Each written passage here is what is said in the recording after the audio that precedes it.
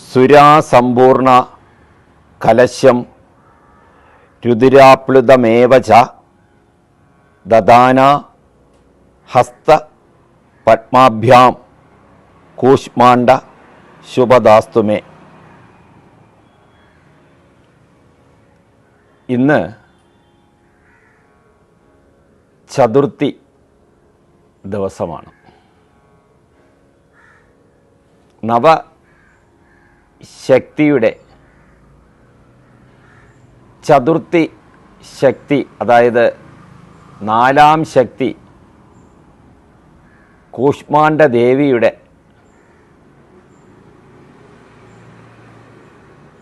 അവതാരത്തെയാണ് ഇന്ന് നമ്മൾ പൂജിക്കേണ്ടത്. കൂഷ്മാണ്ഡ ദേവിയെ പൂജിച്ചു കഴിഞ്ഞാൽ ആയുസ്, യശസ്, ബലം, ഐശ്വര്യം കിട്ടുന്നത്.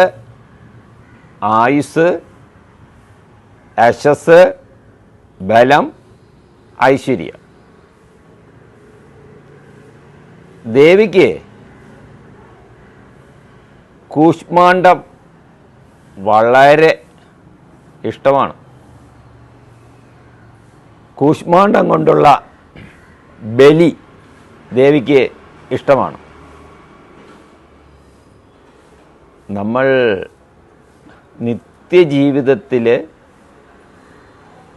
ഒഴിവാക്കുന്ന ഒരു പച്ചക്കറിയാണ് കുമ്പളങ്ങ.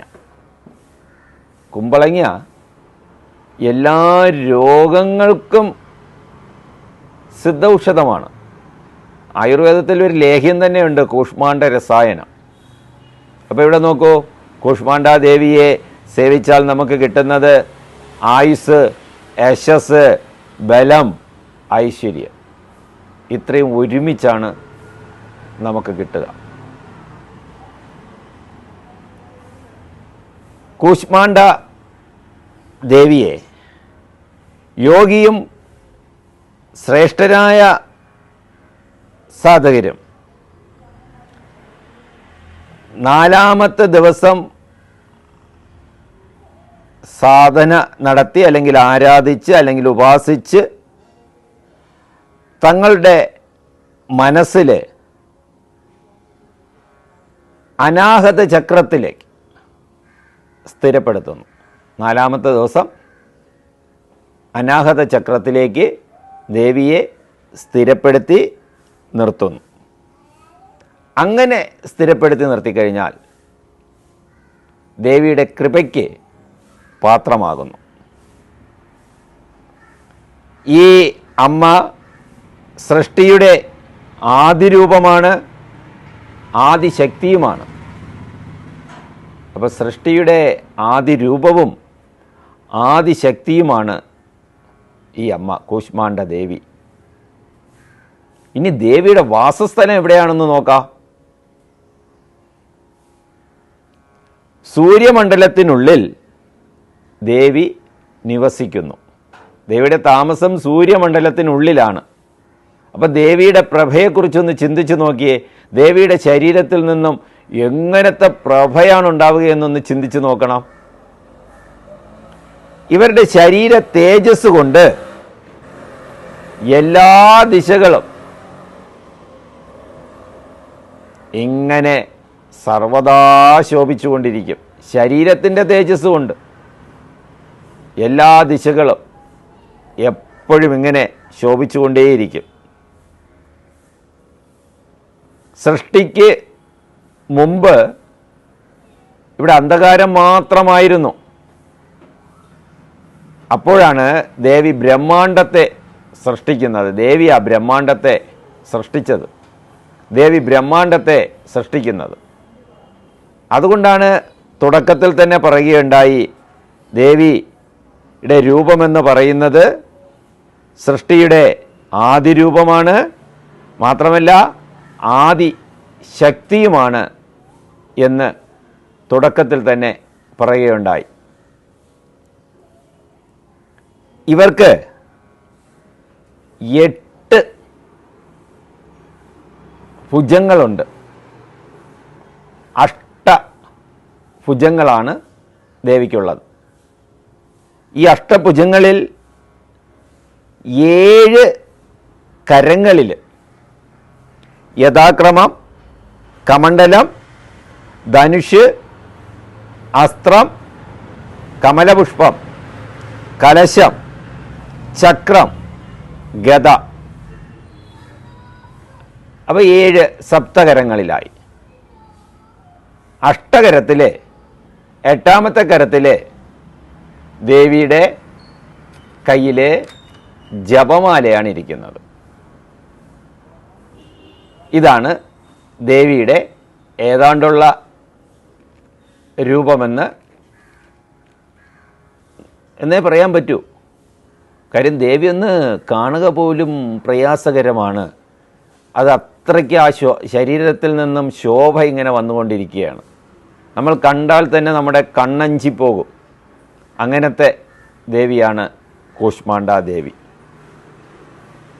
ദേവി സിദ്ധികളും നിധികളും നമുക്ക് പ്രദാനിക്കുന്നു. നിധി എന്ന് വെച്ചാൽ അറിയാമല്ലോ, എവിടെയെങ്കിലും ഒളിഞ്ഞു കിടക്കുന്ന ധനം. സിദ്ധി എന്ന് പറയുന്നത് അലൗകികമായ ശക്തി. അണിമ, മഹിമ, ഗരിമ എന്നൊക്കെ ശരീരത്തിനെ ചെറുതാക്കാനുള്ള കഴിവ്, ശരീരത്തിനെ വലുതാക്കാനുള്ള കഴിവ്, ഇങ്ങനെ പോകുന്നു സിദ്ധികൾ. അഷ്ടസിദ്ധികളുണ്ട്. ഈ അഷ്ടസിദ്ധികളും ദേവി നമുക്ക് പ്രദാനിക്കും. ദേവി സിംഹാരൂഢയാണ്. ദേവിക്ക് ഇഷ്ടപ്പെട്ടത് കുമ്പളങ്ങയുടെ ബലിയാണ്. കുമ്പളങ്ങ ബലി എന്ന് പറയുമ്പോൾ ഈ ബലി എന്ന ശബ്ദത്തെ ആൾക്കാർ വളരെ മോശമായ അർത്ഥത്തിലെടുക്കുകയാണ്. ബലി എന്ന ശബ്ദത്തിനർത്ഥം സമർപ്പിക്കുക എന്നേ അർത്ഥമുള്ളൂ. സമർപ്പിക്കുക. ഈ ഹിന്ദുമതത്തിൽ ബലി എന്ന് എവിടെയൊക്കെ പറയുന്നുണ്ടോ അവിടെയൊക്കെ സമർപ്പണമാണ്. കുമ്പളങ്ങ ബലിയെടുക്കുക എന്ന് വെച്ച് കഴിഞ്ഞാൽ ദേവിക്ക് കുമ്പളങ്ങ സമർപ്പിക്കണം എന്നുള്ള അർത്ഥത്തിലെടുത്താൽ മതി. അതിനെ വെട്ടിമുറിക്കാനും അങ്ങനെയൊന്നും പോവേണ്ട കാര്യമില്ല. ദേവിയുടെ മുന്നിൽ ആ ദേവിക്ക് ഇഷ്ടമാണ്, അത് ദേവിക്ക് കൊണ്ട് സമർപ്പിക്കുക. ബലിക്ക് സമർപ്പണം എന്ന അർത്ഥമാണെന്ന് എല്ലാ ആൾക്കാരും എപ്പോഴും ഓർമ്മിക്കണം. ഇതിൻ്റെ ദുരർത്ഥത്തിൽ എടുത്തിട്ടാണ് മൃഗബലി, നരബലിയൊക്കെ ബന്ധപ്പെട്ട മതത്തിലുണ്ടാകാനുള്ള കാരണം. നമ്മളെല്ലാത്തിൻ്റെയും ദുരർത്ഥമാണ് എടുക്കുക, ശ്രേഷ്ഠമായ അർത്ഥം എടുക്കാറില്ല. അപ്പോൾ ഇന്നു മുതലെങ്കിലും ബലിക്ക് സമർപ്പണം എന്ന അർത്ഥത്തിൽ മനസ്സിലാക്കി കഴിഞ്ഞാൽ നമ്മുടെ മനസ്സിനോടൊപ്പം സമൂഹവും നന്നാവും. അമ്മ ചെറിയൊരു സേവനം കൊടുത്താൽ മതി. വലിയ പൂജകളൊന്നും കൊടുക്കേണ്ട കാര്യമില്ല, ചെറിയ സേവ. പക്ഷേ ഭക്തി കൂടുതൽ വേണം. എത്രത്തോളം ഭക്തി ഉണ്ടാകുമോ ഭക്തിയിലാണ് അമ്മ പ്രസാദിക്കുക, പൂജയിലല്ല. പൂജ നടത്തിയിട്ട് മനസ്സിൽ ഭക്തിയില്ല എങ്കിൽ അതുകൊണ്ട് ഗുണമില്ല. അപ്പം പൂജ നടത്തുന്നവർ ശ്രദ്ധിക്കുക, മനസ്സിൽ ഭക്തിയോടുകൂടി വേണം പൂജ നടത്താൻ. അങ്ങനെ നടത്തിക്കഴിഞ്ഞാൽ അമ്മ വളരെ പെട്ടെന്ന് പ്രസാദിച്ച് ഭക്തർക്ക് സർവമംഗളങ്ങളും അഷ്ടൈശ്വര്യങ്ങളും പ്രദാനിക്കുന്നു. അവരുടെ മനോരഥം, ഭക്തൻ്റെ മനോരഥം പൂർത്തിയാക്കും. രോഗം, ശോകം, താപം, ഭയം ഇവയെല്ലാം തന്നെ ദേവി അകറ്റിത്തരും. ഇനി ഈ കൂഷ്മാണ്ഡ ദേവിയെ നമുക്ക് എങ്ങനെ ആരാധിക്കാം, എങ്ങനെ പൂജ സമർപ്പിക്കാം? ഏതൊരു പൂജയ്ക്കും ആവശ്യം നമ്മൾ നടത്തുന്നത് സഗുണോപാസനയാണ്. മുമ്പും പറഞ്ഞിട്ടുള്ളതാണ്, നിർഗുണോപാസന ആഗ്രഹിക്കുന്നവർക്ക് ഇതൊന്നും ആവശ്യമില്ല, സഗുണോപാസനയാണ്. അപ്പോൾ ദേവിയുടെ ചിത്രം അല്ലെങ്കിൽ പ്രതിമ ലഭ്യമാണ്. അപ്പോൾ ദേവിയുടെ ചിത്രത്തേക്കാൾ പ്രചാരത്തിലുള്ളത് ദേവിയുടെ പ്രതിമയാണ്. ദേവിയുടെ പ്രതിമ വയ്ക്കുക, ചിത്രം വയ്ക്കുക, വേണ്ട വിധത്തിൽ അലങ്കരിക്കുക, ഭക്തൻ്റെ ആഗ്രഹമനുസരിച്ച് അലങ്കരിക്കുക. അത് കഴിഞ്ഞിട്ട് ഒരു പലക, ഇരിപ്പ് പലക, 4 കാലുകളുള്ള ഒരു ചെറിയ പലക എടുത്തിട്ട് ആ പലക മഞ്ഞ തുണി കൊണ്ട് പൊതിയണം. പലകയെ മഞ്ഞ തുണി കൊണ്ട് പൊതിയണം. അപ്പോൾ ഇവിടെ ഇത്രയും സമയം നമ്മൾ നേരത്തെയുള്ള പൂജകളിലെല്ലാം പട്ടുവസ്ത്രമാണ് ഉപയോഗിച്ചതെങ്കിൽ ഇവിടെ മഞ്ഞ നിറത്തിനാണ് പ്രാധാന്യം. മഞ്ഞ തുണി കൊണ്ട് പൊതിയണം. പൊതിഞ്ഞിട്ട് അതിൻ്റെ മുകളിൽ ഒരു ദുർഗായന്ത്രം വെക്കണം. നേരത്തെ ഒരു പൂജയ്ക്ക് നമ്മൾ ദുർഗായന്ത്രം വാങ്ങിച്ചിട്ടുണ്ട്. ആ ദുർഗായന്ത്രം ഇവിടെ എടുത്തു വെക്കാവുന്നതാണ്. അതിനോടൊപ്പം തന്നെ മനോകാമനയുടെ പൂർത്തിക്ക് വേണ്ടി, മനോരഥത്തിൻ്റെ പൂർത്തിക്ക് വേണ്ടി ഒരു ഗുഡിക, ഒരു ഉരുള എടുത്തിട്ട്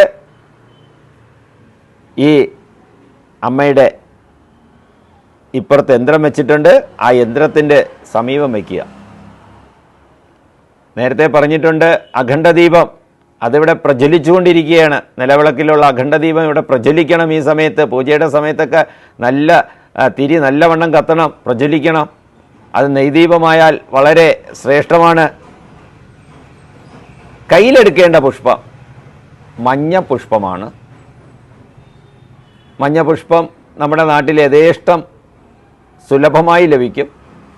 അല്ലെങ്കിൽ തന്നെ ജമന്തി, മന്തി, ചേന്തി എന്നൊക്കെ അറിയപ്പെടുന്ന, പല നാട്ടിൽ പല പേരിലാണ് അറിയപ്പെടുന്നത്, ജമന്തി പുഷ്പങ്ങൾ നമുക്ക്, മഞ്ഞ ജമന്തി ധാരാളം ലഭ്യമാണ്.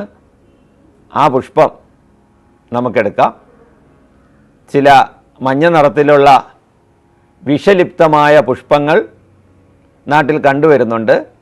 മഞ്ഞ പുഷ്പമാണെന്ന് പറഞ്ഞിട്ട് ആ പുഷ്പങ്ങളൊന്നും അടർത്തിയെടുക്കരുത്. കാരണം ദൈവത്തിന് സമർപ്പിക്കുന്നത് വിഷവസ്തു ആകരുത് എന്നുകൂടെ ഓർക്കണം. ഈ പുഷ്പം ഇങ്ങനെ 2 കൈയിലും എടുക്കണം. എടുത്ത് ഈ രീതിയിൽ വെച്ചിട്ട് നെഞ്ചോട് ചേർക്കണം. ചേർത്തിട്ട് അമ്മയുടെ രൂപത്തിലേക്ക് നോക്കണം. രൂപത്തിലേക്ക് നോക്കി നമ്മുടെ പ്രാർത്ഥന തുടരണം. സുരാസമ്പൂർണ കലശം രുദ്രാപ്ലുതമേവ ച ദദാനാ ഹസ്തപത്മാഭ്യാം കൂഷ്മാണ്ഡ ശുഭദാസ്തു മേ. സുരാസമ്പൂർണ കലശം രുദ്രാപ്ലുതമേവ ച ദദാനാ ഹസ്തപത്മാഭ്യാം കൂഷ്മാണ്ഡ ശുഭദാസ്തു മേ.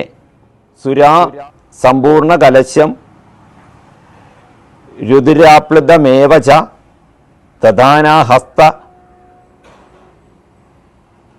പത്മാഭ്യാം കൂഷ്മാണ്ഡ ശുഭദാസ്തു മേ.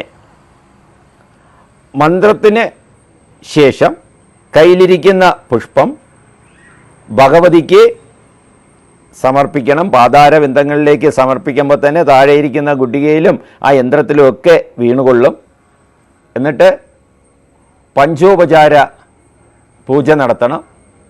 ധൂപം കൊണ്ട്, ദീപം കൊണ്ട്, ഗന്ധം കൊണ്ട്, പുഷ്പം കൊണ്ട്, നിവേദ്യം കൊണ്ട് പഞ്ചോപചാര പൂജ നടത്തണം.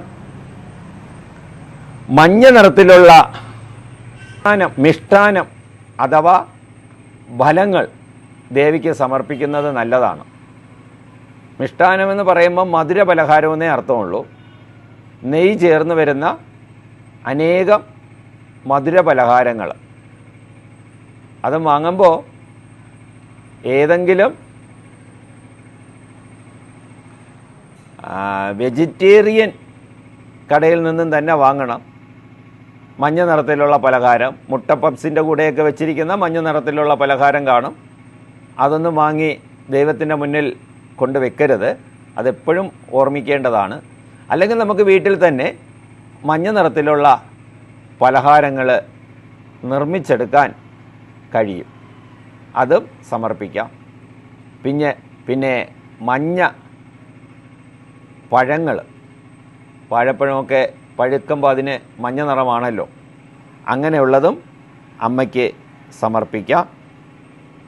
ഇതിനു ശേഷം 108 പ്രാവശ്യം അമ്മയെ നോക്കി ഈ മന്ത്രം ചൊല്ലണം. 108 പ്രാവശ്യമാണ് ചൊല്ലേണ്ടത്.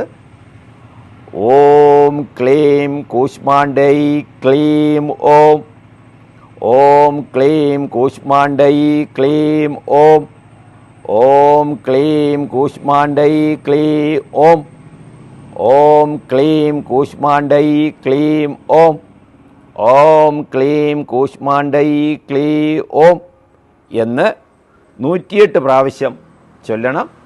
പിന്നെ നേരത്തെ പറഞ്ഞിട്ടുണ്ടല്ലോ, നമ്മുടെ മനോരഥം, മനോകാമന എന്താണോ അത് ഏത് രീതിയിലാണോ പറയാൻ ആഗ്രഹിക്കുന്നത്, ദുഃഖഭാവത്തിൽ മാത്രം പറയരുത്, അനുനയ വിനയത്തിലോ ഏത് രീതിയിൽ വേണോ, നമ്മുടെ മനസ്സിൻ്റെ ഇഷ്ടപ്പെട്ട രീതിയിൽ, ദുഃഖമാകുന്ന രീതി ഒഴിവാക്കിക്കൊണ്ട് നമുക്കത് പറയാം. പിന്നെ അമ്മയ്ക്ക് ആരതി കൊടുക്കണം. ദുർഗാദേവിയുടെ ഭജന പാടുന്നത് നല്ലതാണ്. പിന്നെ അമ്മയെ സ്തുതിക്കുന്നത് നല്ലതാണ്. പിന്നെ ദുർഗ സപ്തശതി അത് പാരായണം ചെയ്യുക. അതോടൊപ്പം തന്നെ നമ്മൾ നേരത്തെ ഒക്കെ പറഞ്ഞിട്ടുള്ളതുപോലെ ദേവി ഭാഗവതത്തിൻ്റെ കഴിഞ്ഞ ദിവസം എവിടെയാണോ വായിച്ചു നിർത്തിയത് അതിൻ്റെ തുടർച്ചയായിട്ട് ദേവി ഭാഗവതം നമുക്ക് വായിക്കാവുന്നതാണ്. ഇതുപോലുള്ള കാര്യങ്ങളെല്ലാം എല്ലാ വീട്ടിലുള്ള കുട്ടികൾ ഉൾപ്പെടെ ചെയ്യുന്നത് നല്ലതായിരിക്കാം. രാവിലെയോ വൈകുന്നേരമോ നമുക്ക് ഈ പൂജ ചെയ്യാം. നല്ല രീതിയിൽ പൂജ ചെയ്യേണ്ടതാണ്. വീട്ടിലുള്ള എല്ലാ അംഗങ്ങളും ചേർന്ന് നടത്തുമ്പോഴാണ് പൂജയ്ക്ക് ഒരു ശക്തി കൂടി വരുന്നത്.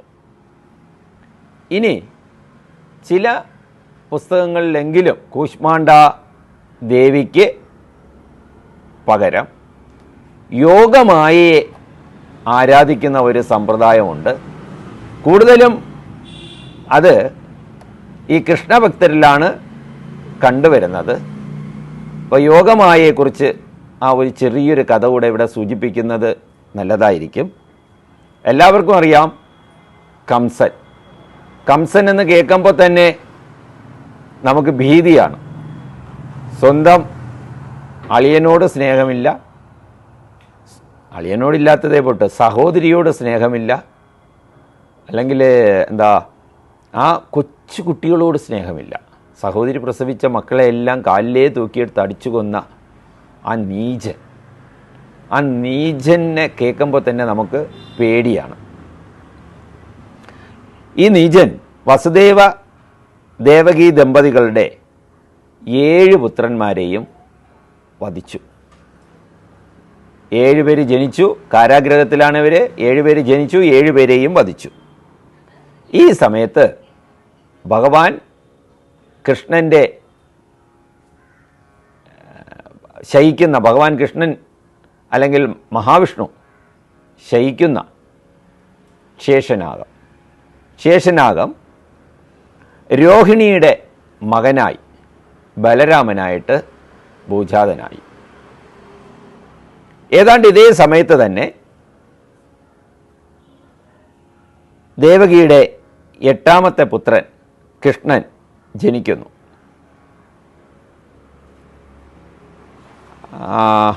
കൃഷ്ണൻ ദേവകിയുടെ മകനായിട്ടാണല്ലോ ജനിക്കുന്നത്. കൃഷ്ണൻ്റെ വളർത്തമ്മ യശോദയും ഈ സമയത്ത് പ്രസവിക്കുകയാണ്. പ്രസവിച്ച കുട്ടിയാണ് യോഗമായ. ഇതിനിടെ ഇവരെ 2 പേരെയും ആ അർദ്ധരാത്രി തന്നെ അങ്ങോട്ടും ഇങ്ങോട്ടും മാറ്റി. പിറ്റേന്ന് രാവിലെ കംസൻ സഹോദരിയുടെ കാരാഗ്രഹത്തിൽ വരുന്നു. കുട്ടിയെ സഹോദരി പ്രസവിച്ചതായിട്ട് അറിയുന്നു. കുട്ടിയെ കൊല്ലാൻ വേണ്ടിയാണ് വരുന്നത്. ആ പെൺകുട്ടിയാണെന്ന് അറിഞ്ഞിട്ടും, എട്ടാമത്തെ ആൺകുട്ടി കൊല്ലുമെന്നാണല്ലോ പറഞ്ഞത്, ഇവിടെ എട്ടാമത്തത് പെൺകുട്ടിയാണ്. പെൺകുട്ടിയാണെന്ന് അറിഞ്ഞിട്ടും അതിനെ കാലിൽ തൂക്കിയെടുത്തു തറയ്ക്കടിക്കാനായിട്ട് മുകളിലേക്ക് ഉയർത്തിയപ്പോൾ ഈ കംസൻ്റെ കയ്യിൽ നിന്നും ഇത് മുകളിലോട്ട് അങ്ങ് തെറിച്ചു പോയി ആകാശത്ത് പോയിട്ട് അത് നമ്മുടെ യോഗമായാദേവിയുടെ രൂപം ധരിച്ച് കംസനെ വിളിച്ചു, എടാ ദുഷ്ട, നിന്നെ കൊല്ലേണ്ട വ്യക്തി ഈ ഭൂലോകത്ത് ജാതനായി കഴിഞ്ഞിരിക്കുന്നു, നിന്റെ അന്ത്യം അടുത്തിരിക്കുന്നു എന്ന് പറഞ്ഞിട്ട് അപ്രത്യക്ഷയായി. കാലങ്ങൾക്ക് ശേഷം ഇതേ യോഗമായ കൃഷ്ണനോടൊപ്പം ചേർന്ന് യോഗവിദ്യയായും മഹാവിദ്യയായും അവതരിച്ച് കംസൻ്റെ ചാണൂരൻ എന്നുള്ള സൈന്യാധിപനെയും മറ്റ് സൈന്യങ്ങളെയും കാലപുരിയിലേക്ക് അയച്ചു. ഈ ദിവസം കൂഷ്മാണ്ഡ ദേവിയെ ധ്യാനിക്കുന്നതാണ് നല്ലത്. ഞാൻ യോഗമായയുടെ കഥ ഭക്തർക്ക് അറിയാൻ വേണ്ടി മാത്രം പറഞ്ഞുവെന്നേ ഉള്ളൂ. സർവമംഗളമംഗല്യേ ശിവേ സർവാർത്ഥസാധികേ ശരണ്യേ ത്രയംബകേ ദേവി നാരായണി നമോസ്തുതേ.